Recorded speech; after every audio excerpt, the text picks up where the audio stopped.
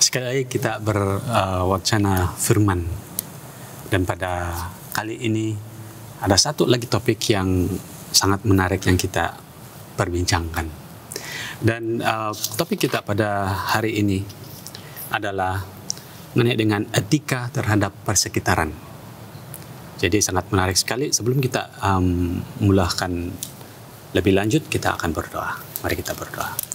Yalah Bapa kami dalam kerajaan surga, sekali lagi kami sangat bersyukur kerana telah beserta dengan kami dalam kehidupan kami. Dan pada saat ini kami datang kepadamu, meminta keampunan atas dosa dan kesalahan kami, supaya kami dapat berdiri teguh dan layak di hadapanmu, dan layak untuk berbincang ataupun belajar bersama dengan firman-Mu pada saat ini. Terima kasih kerana Roh Kudus-Mu akan berserta dengan kami sementara kami berbincang pada saat ini, dalam nama Yesus yang telah menjadi juru selamat dan penebus kami. Amin. Amin. Amin. Ya, seperti yang saya katakan tadi, topik kita pada pada kali ini adalah etika terhadap persekitaran. Flora dan Fiona. Dan Flora dan Fiona. Okey, mari kita baca, buka di dalam Kejadian 1 ayat 28 dan juga sehingga ke 31. Saya akan baca di sini.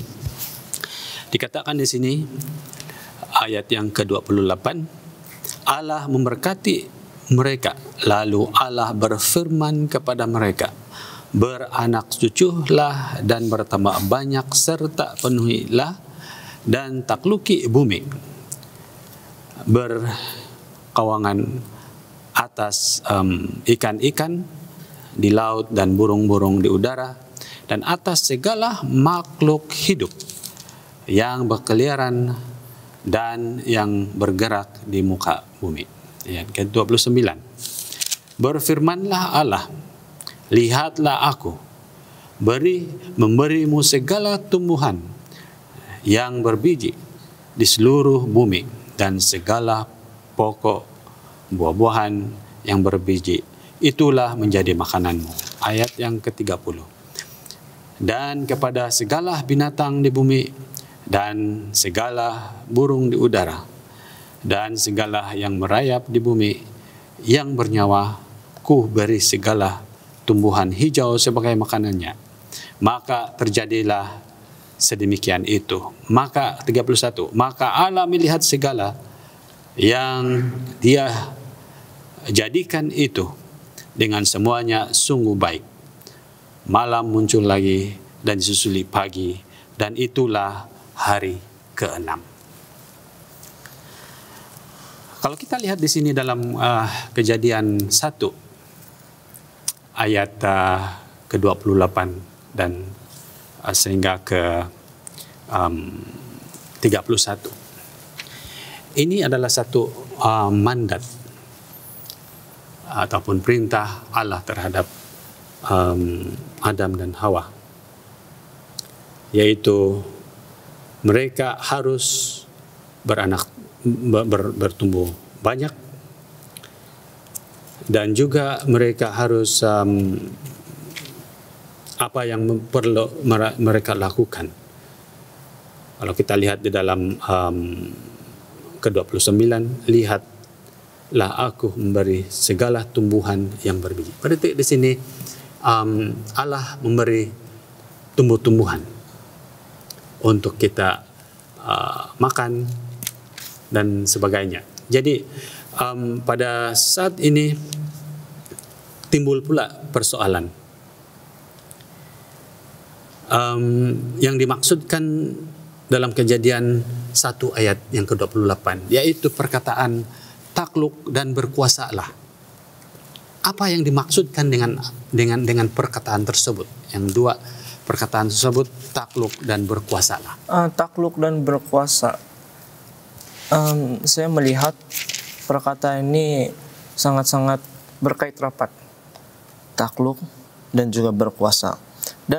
Dan kita percaya bahwa ayat ini dia memberi gambaran kepada kita bahwa Tuhan memandatkan dan juga memerintahkan manusia yang pertama untuk berkuasa dan juga untuk menakluki, ya, untuk menjadi yang teratas daripada tumbuhan, ikan-ikan seperti itu. Dan perkataan ini kalau kita lihat di bahasa asalnya adalah uredu dan juga wekab suha, yang mana bermaksud seperti apa yang dikatakan di Alkitab. Dan perkataan ini bukanlah bermaksud yang apabila mereka diberikan supreme rule ini ataupun sesuatu yang membenarkan mereka menjadi yang teratas daripada ciptaan, bukanlah bermaksud mereka untuk menjejaskan ataupun untuk merosakkan. Tapi apa yang dikatakan di sini adalah mereka berkongsi divine role itu dengan Tuhan, karena Tuhan sudah memandatkan. Dan selepas itu, kenapa manusia yang diberikan seperti itu? Karena manusia diciptakan menurut gambaran Tuhan sendiri. Gambaran Tuhan sendiri. Dan manusia ini dikatakan pada hari yang ke-6 apabila mereka diciptakan, mereka adalah crowning act. Apa crowning act? Kalau penciptaan mahkota. Nah, seperti itu. Tertinggi. Iya. Dan manusia ini adalah yang teratas daripada apa yang diciptakan Tuhan selama 5 hari. Dan kita percaya bahwa manusia ini juga lebih bawah sedikit daripada malaikat. Jadi memandangkan kita melihat bahwa manusia diciptakan bukan untuk menjejaskan, tapi untuk menjadi steward kepada Tuhan. Steward ini apa? Penata layanan. Kan? Penata layanan Tuhan. Dan apabila mereka menjadi penata layanan Tuhan, bermaksud mereka diberikan kepercayaan dan juga mandat daripada Tuhan. Begitulah saya lihat takluk dan juga berkuasa ini. Saya menambah sedikit di sana, bila kita melihat mandat Tuhan untuk mengisi ruang itu, dunia itu, beranak cuculah dan bertambah banyaklah. Dan Tuhan memberikan mandat itu untuk memelihara alam sekitar, sama seperti yang dia mau lakukan kepada semuanya. Itu sebab dia memberikan kuasa itu kepada mereka untuk menjaga alam sekitar. Mereka menjadi penata layan, ya, seperti yang Abu katakan tadi, penata layan. Dan penata layan ini diberikan kepercayaan, dan itu salah satu elemen dia dalam penata layan. Ya, saya sangat suka dengan soalan itu. Apa maksud dia berkuasa itu kan? Jadi sedikit macam lexical analysis lah, mungkin untuk perbincangan kita pada hari ini. Saya melihat perkataan Ibrani di sana yang digunakan itu, yaitu asalnya daripada rada. Bukan saja dia boleh diterjemah sebagai untuk berkuasa, tetapi dia juga boleh diterjemah sebagai untuk memimpin, seperti itu. Jadi bila saya melihat bahwa ada maksud lagi yang berkaitan dengan hal itu, kita boleh kaitkan perkataan ini dengan Kejadian 2 ayat 15. Dia bilang di sana, Tuhan Allah mengambil manusia itu dan menempatkannya di dalam Taman Eden untuk mengusahakan dan memelihara taman itu. Mengusahakan atau dalam arti kata lain mengurus. Mengurus atau sama juga dengan memimpin Beni. Kalau saya macam tidak juga jauh beza. Kita pimpin, kita urus. Mungkin ada perbezaan, tetapi untuk supaya skop lebih besar, saya rasa berkuasa di sana bukanlah seperti supaya kita boleh exploit sesuka hati, kita boleh eksploitasi sesuka hati, tapi itu adalah macam yang kamu katakan tadi, dia adalah penata layanan. Sebab di dalam Kejadian 2 ayat 15 itu Tuhan mengatakan bahwa manusia ditempatkan di sana untuk mengusahakan ataupun mengurus.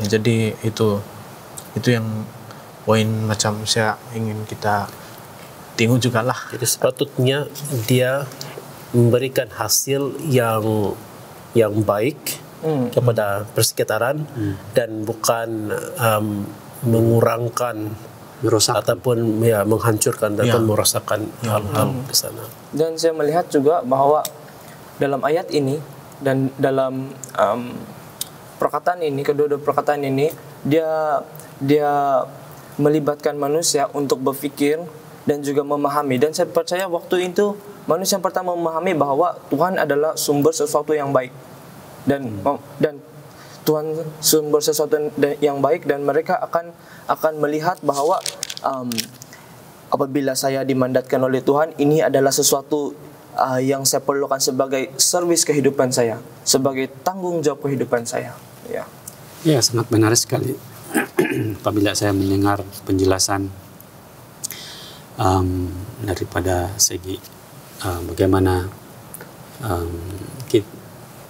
ayat tersebut menyebutkan menyuruh ataupun maksudnya teluk dan berkuasa di sini.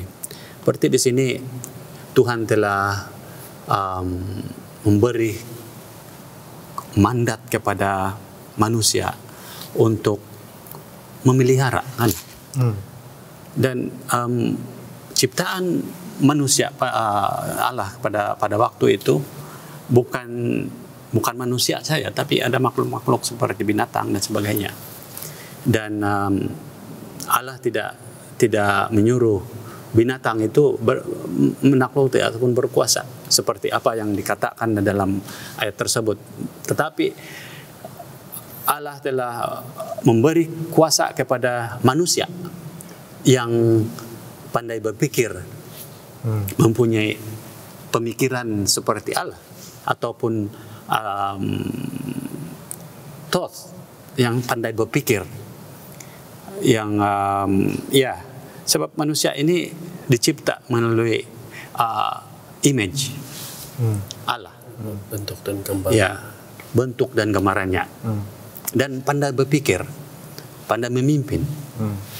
Jadi bukanlah maksud di sini takluki lah, maksudnya bukanlah sewenang-wenangnya kita membinasakan, kita takluk, kita binasakan apa yang sesuka hati kita, tidak mengikut etika di dalam apa yang Allah telah berikan, mandatkan kepada kita. Ya, sebab kalau tengok tuh perkataan pimpin sama takluk, macam lain dia punya kesan maksud gitu. Macam takluk ataupun macam berkuasa begitu kan, macam kita ada sewenang-wenangnya, kita boleh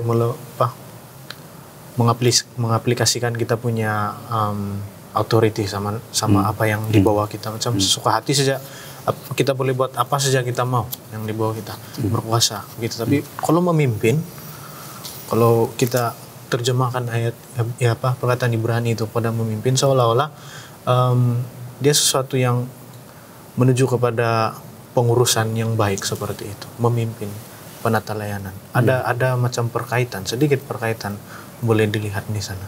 Ya, terima kasih.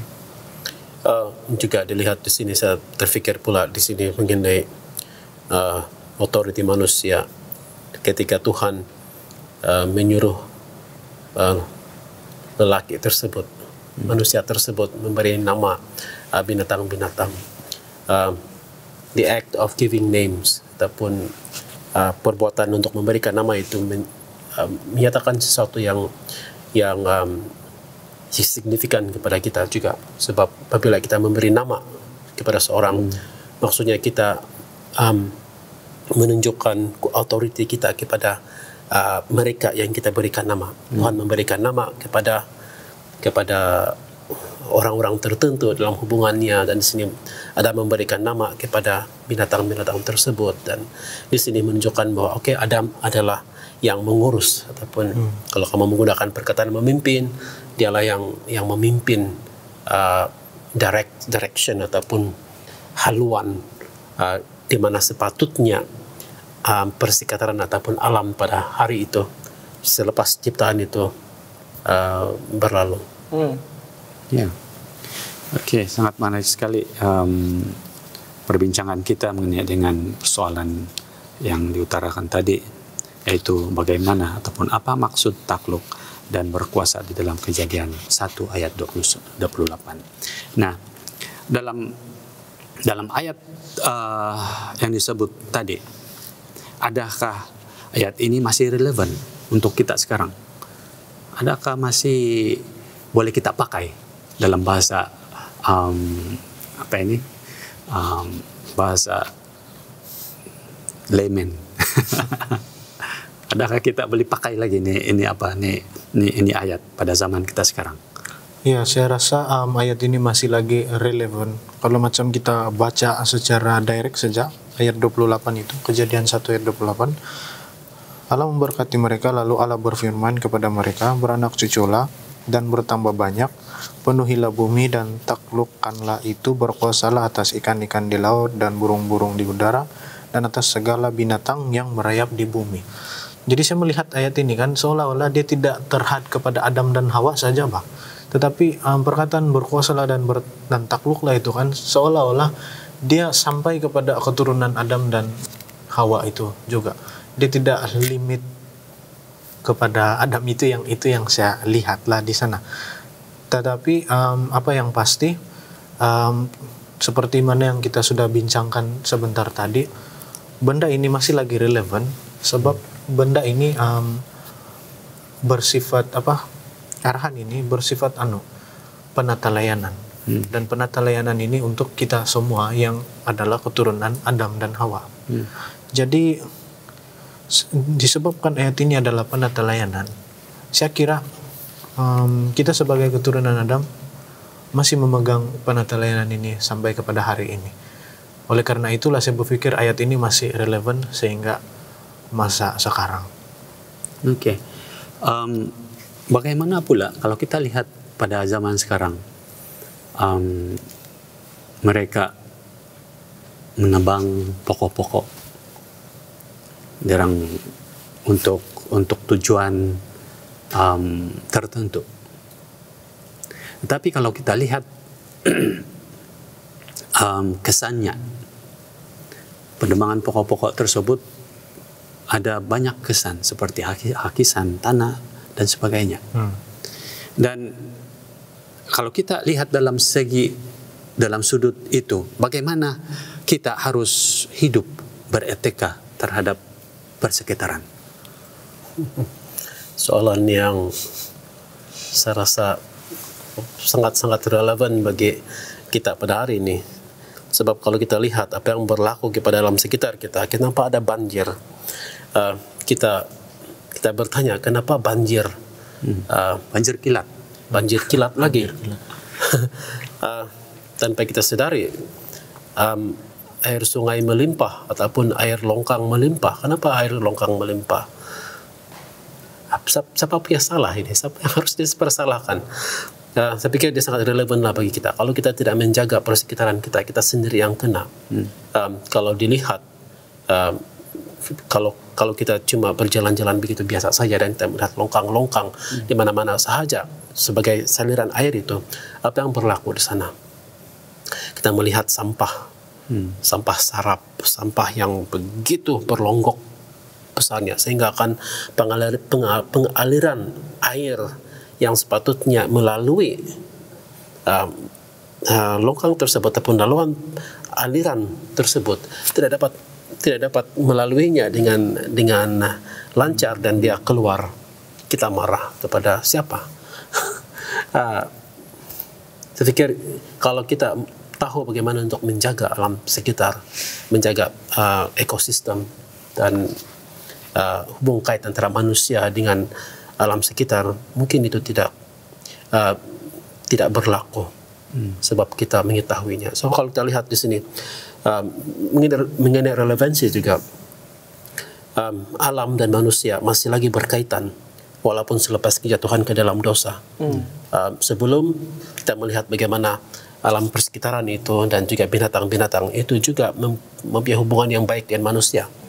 Mereka bekerja sama, tetapi selepas jatuh ke dalam dosa, mereka seakan-akan tidak mau bekerja sama dengan apa yang manusia mau lakukan. Ada tumbuhnya duri-duri dan sebagainya, dan kemudian kita lihat dalam Roma pasal ke-28 pasal 8, di sana juga dikaitkan antara manusia di alam persekitaran. Alam itu meronta-ronta, dia katakan, untuk menunggu hari bila semuanya akan berakhir. Tetapi itulah, kalau kita mengerti kaitan antara kita dengan alam persekitaran, maka kita berhati-hati, dan ini sangat relevan. Begitu juga dengan yang potong kayu ini semua. Kalau dulu ketika saya masih belajar di sekolah menengah, dikatakan purata suhu dunia sekitar, kalau saya tidak silap lah, sekitar 31-32. Sekarang ini bila dilihat lagi sekali purata suhu dunia, dia meningkat mendadak dan sangat dan panas pada hari ini. Kita komplain, kenapa panas? Tidak cukup kayu barangkali. These are some of the things yang I think we really need to think about bila kita lihat kepada relevansi ini. Betul. Ya, kita sebagai orang yang beretika dalam kehidupan Kristen, kita harus juga seperti yang kita telah dengar tadi, penjelasan tadi, tidak semestinya sewenang-wenang membuang sampah di rata-rata tempat. Ya, banyak tempat-tempat yang kita boleh dapati seperti itu. Jadi mungkin satu yang kita boleh aplikasikan di sini adalah kita harus beretika terhadap alam sekitar melalui apa pegangan kita dalam kehidupan kita sebagai orang Kristen. Jadi di dalam ayat yang Wahyu 21, di dalam Wahyu 21 menyatakan bahwa akan ada penciptaan baru, ataupun dalam Inggrisnya the new heaven and the new earth. Jadi masihkah kita perlu untuk menjalankan mandat seperti apa yang dikatakan di dalam Kejadian 1 ayat 28, sedangkan dalam Wahyu menyatakan bahwa ada menyatakan dengan penciptaan baru, dunia baru.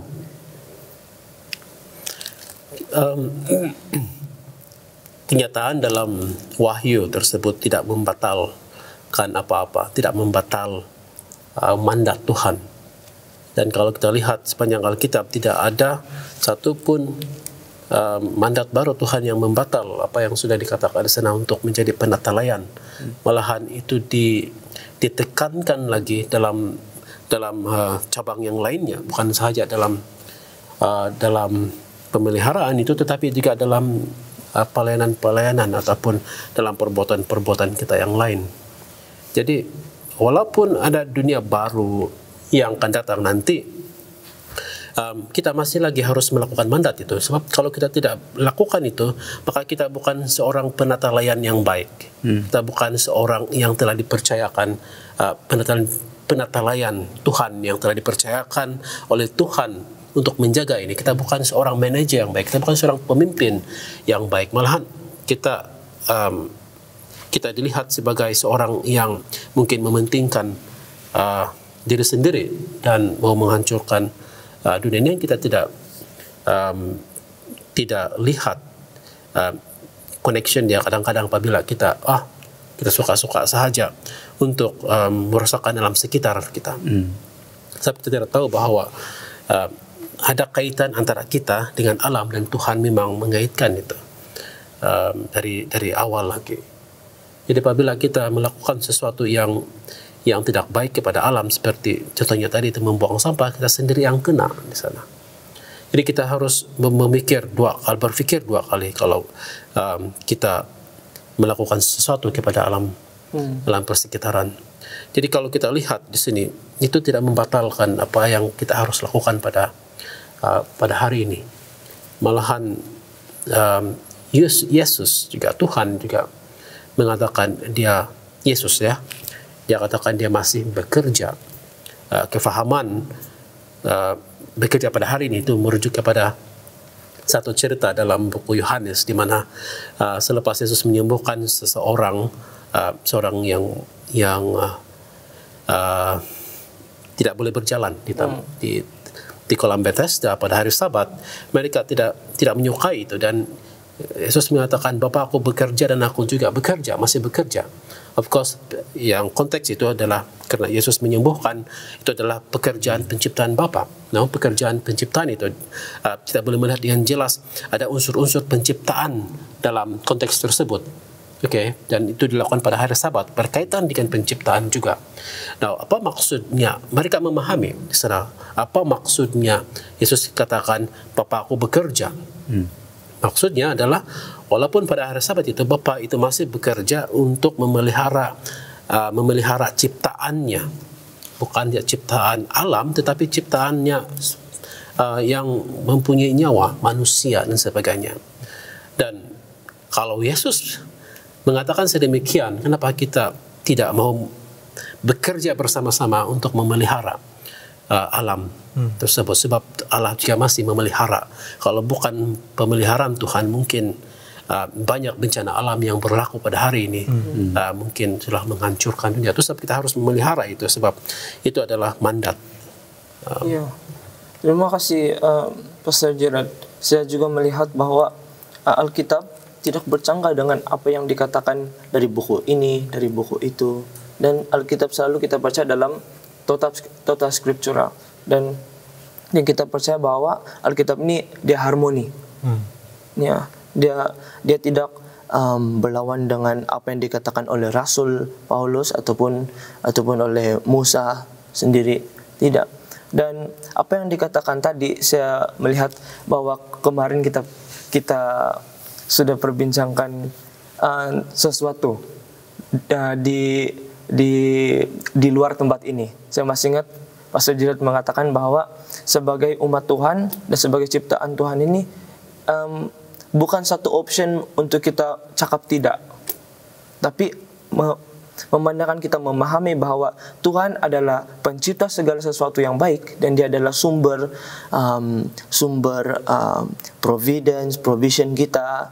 Sekarang memandangkan kita acknowledge itu, kita tahu bahwa responsibility kita ataupun tanggung jawab kita, service kita kepada Tuhan adalah apa yang telah dimandatkan daripadanya sejak bermula lagi, daripada titik permulaan. Jadi pentinglah untuk kita mengetahui bahwa apa yang dikatakan dalam wahyu itu bukanlah sesuatu yang kamu tidak perlu lakukan ini sebab nanti akan ada hari bahwa Yerusalem baru akan tiba, seperti itu. Tapi apa yang dikatakan oleh Alkitab bahwa apa yang kita lakukan sekarang seharusnya berpandukan dengan dasar Alkitab sendiri, yaitu contohnya pada hari ini kita membincangkan tentang dominion yang diberikan Tuhan, authority. Tuhan bilang taklukilah. Dan saya percaya takluki ini bukanlah sesuatu yang negatif yang kita pikir sekarang. Mungkin kita pikir, raja menakluki. Sebab banyak cerita mengenai raja yang tidak melakukan mandatnya dengan baik daripada mungkin ayahnya yang memberikan mandatnya kepadanya.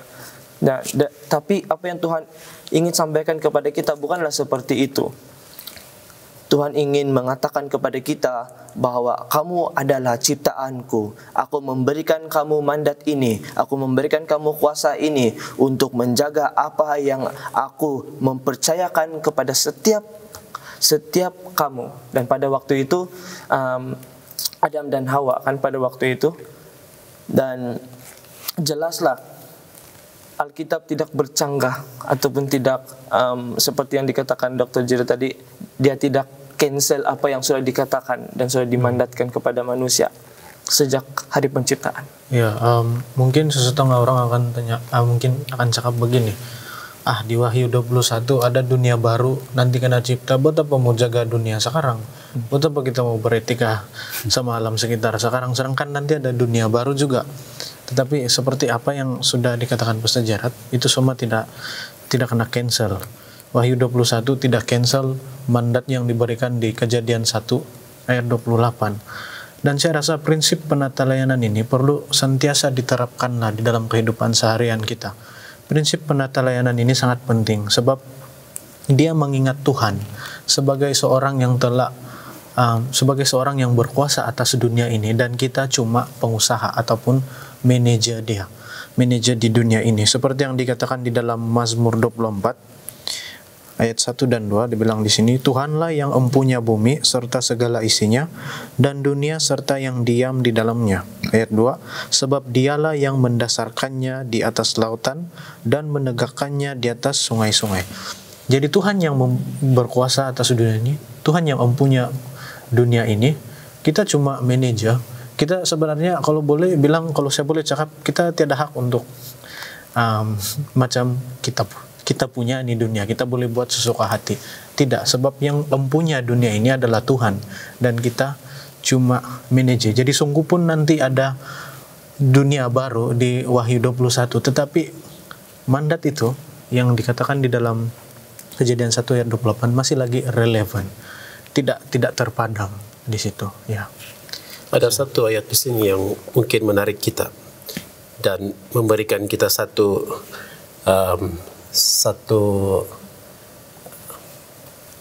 intention ataupun satu pemikiran yang serius dalam Wahyu juga, Wahyu 11, dan ini juga berkaitan sebenarnya di kemudiannya di Wahyu 11 ayat 18 di sini. Ini sebenarnya bermula daripada ayat 17, tapi saya baca daripada ayat 18 lah ya. Bangsa-bangsa asing marah, maka datanglah kemurkaanmu dan masanya untuk orang mati dihakimi, dan engkau memberi ganjaran kepada hamba-hambamu, para nabi dan orang saleh, serta manusia kecil dan besar, dan yang takut akan namamu. Ini satu gambaran di mana Tuhan akan lakukan nanti masa akhir nanti. Dan engkau, maksudnya Tuhan membinasakan mereka yang membinasakan bumi. Satu teks yang serius bagi saya lah. Walaupun apa yang dimaksudkan di sini ini merujuk kepada mereka yang tidak menerima Tuhan. Dalam konteks buku Wahyu ini, mereka adalah orang-orang yang menerima tanda binatang itu. Okay. Tetapi kita mengetahui bahwa mereka yang tidak menerima Tuhan sebagai authority dalam kehidupan mereka mau melakukan apapun sesuka mereka dengan kuasa yang ada pada mereka. Jadi eksploitasi itu mungkin ada di sana sehingga akan bumi menjadi seperti ini. Kita mengeksploitasi pengetahuan yang ada ini, antara hal-hal yang kecil barangkali secara praktik ya. Mungkin kita boleh fikir juga nanti secara praktik apa yang dimaksudkan dengan etika ini, tapi antaranya adalah apa yang kita lakukan dengan pengetahuan sehingga terjadinya chemical yang merosakkan dalam persekitaran. Kamu lihat itu exhaust tuh. Kita pun mungkin bersalah juga nih kalau begini, sebab kita ada kereta kan. Nah, tetapi ada etika tertentu di sana juga, memastikan bahwa kereta itu tidak terlalu mencemari alam barangkali. Kemudian dari segi apa yang kita makan juga, ya, apa yang kita makan itu mungkin merosakkan alam persekitaran sebab hasil daripada gas-gas tertentu barangkali, who knows, dan seterusnya yang kita lakukan, seperti yang sampah dan sebagainya. Tetapi bila saya fikirkan yang ini, yang engkau membinasakan mereka yang membinasakan bumi ini, seakan-akan saya seperti kalau saya tidak menyerahkan hidup saya kepada Tuhan dan mendapat pengampunan dan mendapat kekuatan daripada Tuhan untuk memilih Tuhan, maka saya bersalah membinasakan bumi dengan apa yang saya buat. Akan tiba masanya ini akan berlaku. Tetapi bila kita dengan Tuhan, di bawah Tuhan, dalam kasih karunia Tuhan, kita akan menerima ganjaran sebagai hamba-hamba Tuhan. Walaupun dalam kesalahan-kesalahan kita, tetapi darah Tuhan, darah Yesus telah menyucikan kita daripada dosa-dosa tersebut. Ya, kalau kita contohnya, saya ada sebidang tanah, ya, mungkin ya sebidang tanah, dan saya akan develop tanah tersebut dengan tujuan untuk menghasilkan sesuatu. Ya. Jadi saya akan menjaga tanah tersebut dengan baik supaya tanah itu akan memberi hasil kepada saya. Kalau sekiranya saya tidak menjaga tanah tersebut dengan baik, maka tanah tersebut tidak akan memberi hasil dengan baik untuk saya. Tetapi oleh karena saya mempunyai etika yang baik terhadap tanah tersebut, menjaga tanah tersebut dengan baik, maka penghasilannya akan balik kepada saya dengan hasil yang baik. Iya, dan juga kalau etika itu dilihat lebih luas lagi, dia akan juga melindungi alam sekitar dan orang-orang di sekeliling tanah kamu juga akan mendapat hasil yang baik.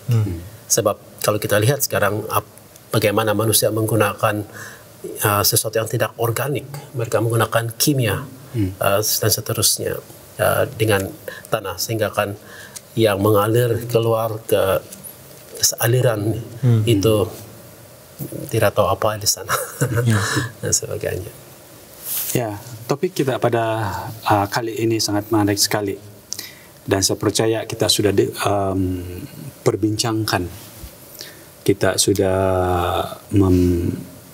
mengoreknya sedalam mana yang kita boleh, dan saya percaya juga kita mendapat pengajaran daripada perbincangan kita pada kali ini mengenai dengan etika terhadap persekitaran. Dan biarlah kita menjadi seorang penetelanan yang baik terhadap persekitaran, sebab inilah mandat yang Tuhan telah berikan. Bukan dia bagi mandat di Wahyu, tetapi dia mulanya di Kejadian. Jadi ini adalah tugas kita sebagai umat-umat Tuhan, bagaimana kita menjadi seorang penetelanan yang baik, dan jadilah badan kita, jadilah pemikiran kita dengan beretika terhadap persekitaran kita pada zaman sekarang. Jadi dengan itu kita akhiri perbincangan kita pada kali ini dengan doa. Saya minta Saudara Jeb kita memimpin kita dalam doa penutup. Mari kita berdoa. Bapa kami di surga, terima kasih ya Bapa, Engkau sudah beserta kami di dalam perbincangan sebentar tadi. Biarlah Engkau terus memimpin kami dan memberkati kami ya Bapa, agar kami dapat menjalankan mandat yang Engkau telah berikan ini dengan baik untuk alam sekitar kami. Kami serahkan doa ini dalam nama Tuhan Yesus, Juru Selamat kami semua. Amin. Amin. Amin.